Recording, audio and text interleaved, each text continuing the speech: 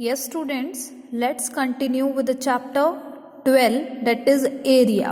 Okay, student, यहाँ पे बेटा मैंने ये एक फिगर ड्रॉ की है. दिस इज रेक्टेंगल जिसकी अपोजिट साइड्स इक्वल हैं. ठीक है, रेक्टेंगल किसे कहते हैं? जिसकी अपोजिट साइड्स इक्वल होती हैं. ये वाला लेंथ इसके इक्वल होगा और ये वाला ब्रेड्थ इसके इक्वल होगा.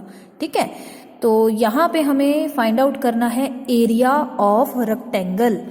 आपको पेरीमीटर तो निकालना आता है, sum of all the sides of a figure. ठीक है, ये तो होता है पेरीमीटर. लेकिन अब हम एरिया पढ़ रहे हैं, यानी कि ये जो बाउंड्री है इसके अंदर जितना भी ये जगह इसने ऑक्यूपाई की हुई है, जितनी भी जगह इसने ले रखी है, ये जगह घेर रखी है. ठीक है, ये अंदर वाली, इस बाउंड्री के अंदर वाली, इसको कहा जाता है एरिया. तो इसको फाइंड आउट करने के लिए हमारे पास एक टेक्निक है कि हमें अगर ये फाइंड आउट करना है कि अंदर वाला जो एरिया है, ये स्पेस इसने कितनी ली है, कितनी स्पेस इसने ऑक्यूपाई की है, तो वहां पे हम कॉन्सेप्ट लगाएंगे एरिया का. तो मेरे पास ये मैंने ड्रॉ किया है, इसको मैं मेजर कर लेती हूँ कि इसकी लेंथ कितनी है. ठीक है, तो ये बिल्कुल 0 से स्टार्ट कर रही हूँ. अगर आप देखेंगे ध्यान से, ये 6 सेंटीमीटर है, तो लेंथ मेरे पास है 6 सेंटीमीटर. इसी तरह से यहाँ पर भी जो लेंथ होगी वो 6 सेंटीमीटर होगी. और अगर मैं इसकी ब्रेड्थ को मेजर करूँ तो ये बिल्कुल 0 पे रख रही हूँ मैं यहाँ कॉर्नर से, और ये है बेटा 3 सेंटीमीटर. ठीक है, दिस इज 3 सेंटीमीटर. तो फिर ये जो ब्रेड्थ है ये भी आपकी क्या हो जाएगी, 3 सेंटीमीटर. तो मेरे पास डायमेंशंस हैं, लेंथ है और ब्रेड्थ है. और मैंने आपको पहले क्या बताया था, एरिया हम कैसे फाइंड आउट करते हैं, लेंथ इनटू ब्रेड्थ. यानी कि हम इस लंबाई को इस चौड़ाई में क्या कर देंगे, मल्टीप्लाई कर देंगे. बेटा एरिया में मल्टीप्लिकेशन का ही कॉन्सेप्ट लगेगा. फिगर आपकी कोई भी हो, यहाँ पे हमने मल्टीप्लिकेशन ही करनी है.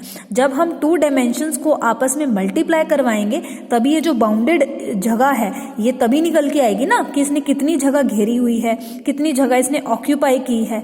ओके, सो नाउ लेंथ हमारे पास है 6 सेंटीमीटर, ब्रेड्थ मेरे पास है 3 सेंटीमीटर.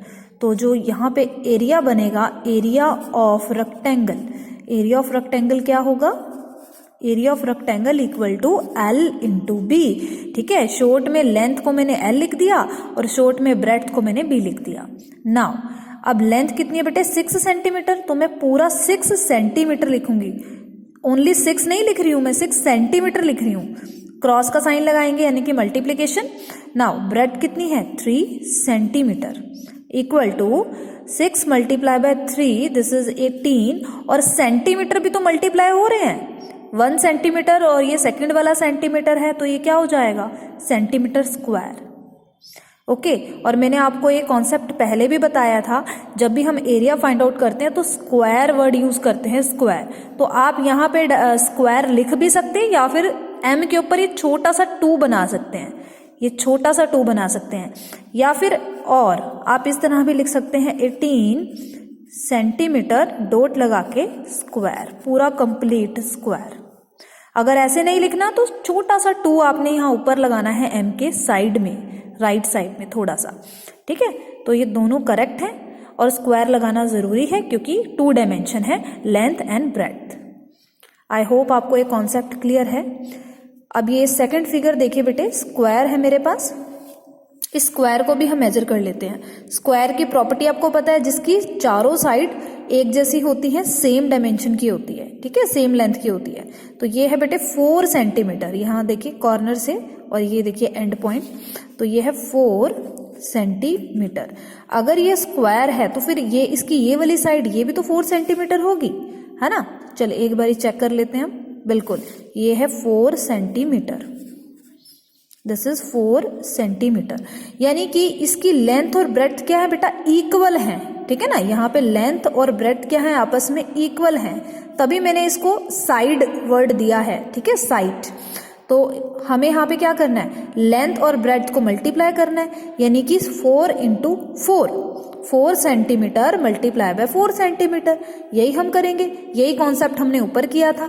तो यहाँ पे अगर हम इसकी साइड लिखें, साइड ऑफ स्क्वायर कितनी है, 4 सेंटीमीटर. और एरिया अगर हम इसका फाइंड आउट करें, area of square equal to side multiply by side.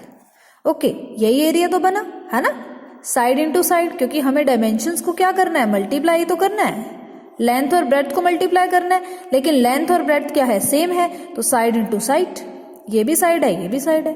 Now 4 multiply by 4 what we will get. बेटा यहाँ पे अगर आप ध्यान से देखेंगे, जैसे कि मैंने सेंटीमीटर लिया था, तो हम कंप्लीट ही लेके चलेंगे, 4 सेंटीमीटर मल्टीप्लाई बाय 4 सेंटीमीटर, ठीक है, ये मैंने क्रॉस कर दिया, ये प्रॉपर हम लेके चलेंगे।